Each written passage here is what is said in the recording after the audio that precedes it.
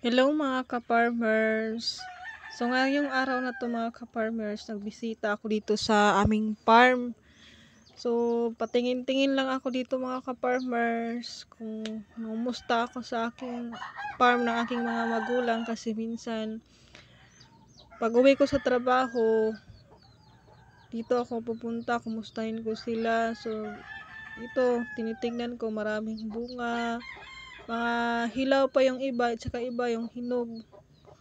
Yan. Minsan kasi ka-farmers, kailangan natin tumutulong sa mga magulang natin. So, yan mga farmers, na napaka maraming bunga. Hinog, binabalot namin to.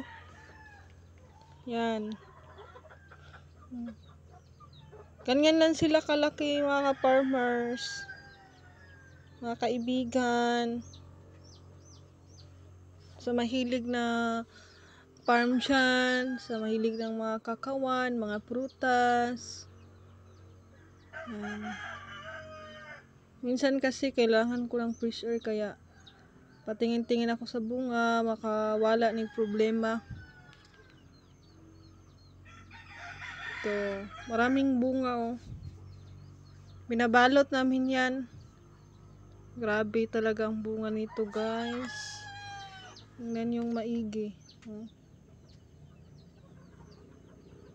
Ito kasi ang pinagkakabalahan namin, kasi mahilig kami sa tsokolate. Kaya nananim kami ng cacao fruits. Napakarami oh.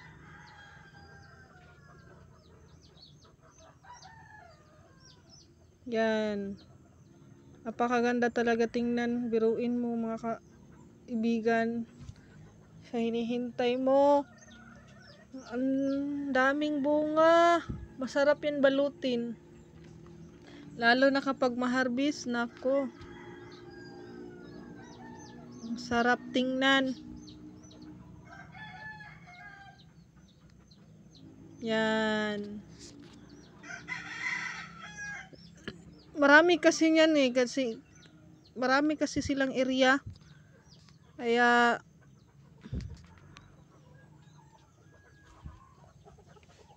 hindi ko alam yan.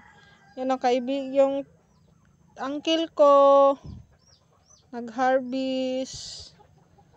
Ganyan yan. Pagtapos mong mag-harvest, tapok, tapos lisuhin. Liso.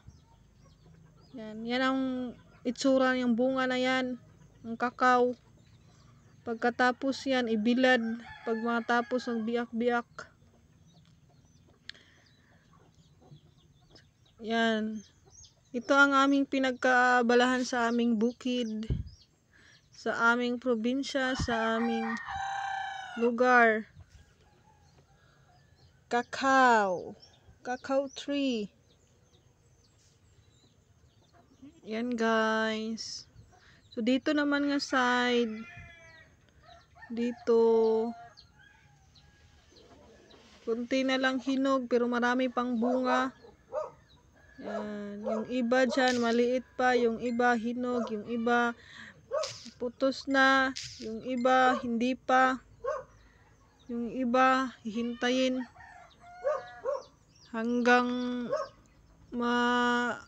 tapos dyan, nag-harvest na ako dyan, yung yellow at saka yung hinog na yan guys.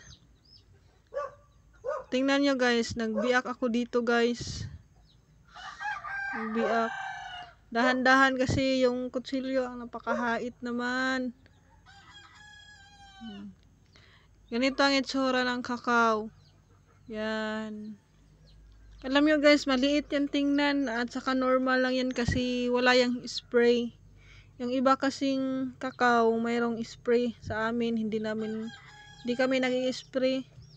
Kasi pag mag-spray ka ng kakao, pag hindi yan ang kasunod-sunod, ang resulta pangit ang bunga. Ganyan lang yan sa kalaki, normal lang, walang spray. Pero okay naman yung kanyang liso.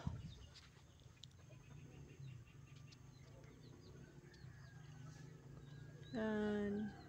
Mahirap kasi mag ano guys, magbalot, marami mag-harvest, no. Ayan, nag-harvest ako dito. Tinitingnan ko kung ano bang unod nito. Buto yung laman. Ayan. Ganyan lang siya guys. Pag mahinog na, pwede niyo yung kunin, yung liso. Ganitong itsura niyan. Sa hiling mga tsokolate dyan, pwede kayong mag-PM sa akin at sa mag-order. Mura lang to sa amin. Yan, masarap yan. Ito kasi yung kadalasan na ginagamit na chocolate. Tsaka mahal to kasi tsokolate ang ano, mahilig ng Pilipino. Chocolate. Kahit marami yung mamang guys, naku, yung resulta ng liso niyan, napakaganda, malusog. Yan, tingnan nyo guys. Pwede yan kainin, pero hindi mo lang lunukin.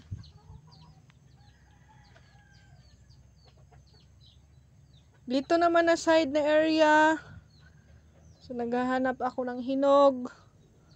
Marami. So, kasi itong kakao namin mataas.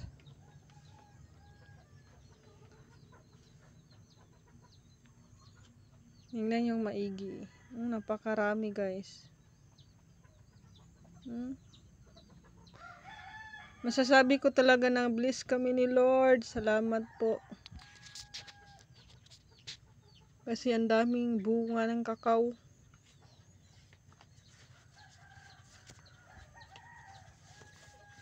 Yan, dito na po na side. Kukunin ko yan kasi hinog na yung isa. Yung hilaw, bawal yan kukunin.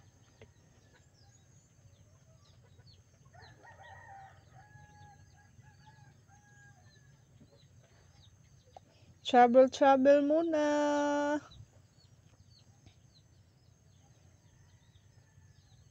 Yan. Yan, yellow na yan. Kukunin ko to, kukunin. Kasi hinog na.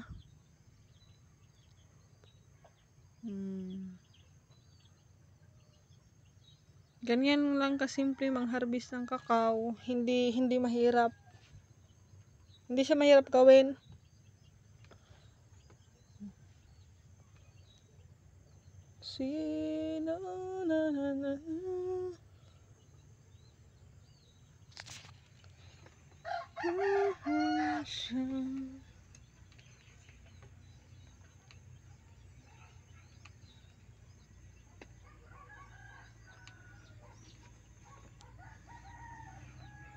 Ilagay ko dyan kasi maraming mamang eh.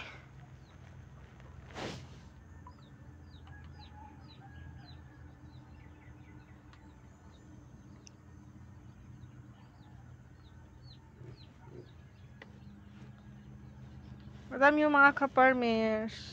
Sipag at tiyaga lang tayo talaga sa buhay.